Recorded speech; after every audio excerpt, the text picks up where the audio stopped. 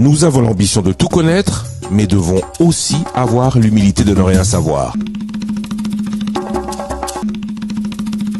Après la signature de la guerre de Lusaka, Musée ouvre le grand chantier de la réorganisation de l'armée congolaise.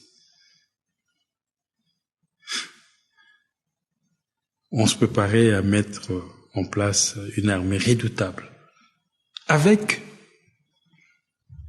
la perspective de fabriquer dans notre pays des obus, des munitions et même des armes. Une initiative qui a à un moment été sujet de beaucoup de moqueries. Vous vous rappelez? Pourquoi moquerie? Parce que cela ne semblait pas réellement réalisable dans le pays tel qu'il était organisé à ce moment-là. Oui, mais ces chantiers étaient ouverts.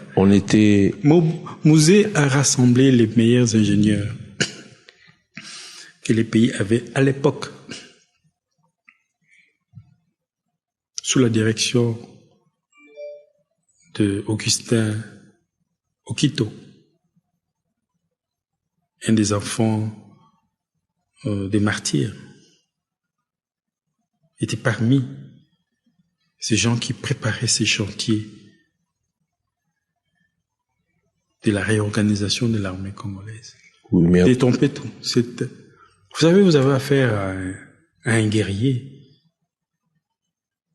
Vous avez une connaissance de l'art militaire, une connaissance étonnante de l'art militaire. Il s'est préparé sérieusement. Oui, mais au même moment, on a vu que ces conditions sont tombées à la fin de l'année 2022. Il y avait comme un embargo sur le pays. 2022. C'est en 2022 que l'embargo sur les armes est tombé, a été levé sur le pays.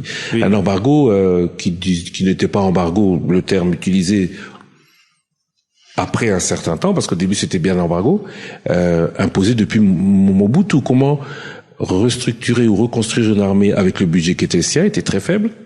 On parlait de 500 000 $, 500 millions $. Oui, de l'époque, oui. Comment réacheter des armes? Comment rééquiper cette armée? Je vous ai dit, Musée poussait son nationalisme jusqu'à la fabrication en interne des armes et des obus. Ce n'était pas du verbalisme. C'était un projet concret qui se mettait déjà en place, notamment à Lubumbashi. L'usine de fabrication des obus a commencé à fonctionner.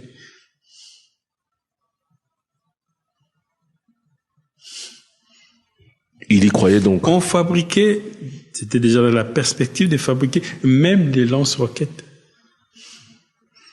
Et si vous pensez que les ingénieurs congolais et les intelligences congolaises sont incapables de fabriquer des armes, je suis très étonné.